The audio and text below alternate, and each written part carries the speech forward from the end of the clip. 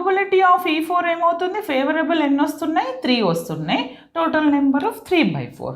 Okay, ఇప్పుడు చూడండి, ఇప్పుడు E1 E2 అనేటివి ఈక్వల్లీ లైక్డ్ ఈవెంట్స్. ఇప్పుడు బై యూజింగ్ దిస్ ప్రాబ్లం నేనేమంటాను, equally liked events. Equally liked events అంటే ఏంటి, లైక్డ్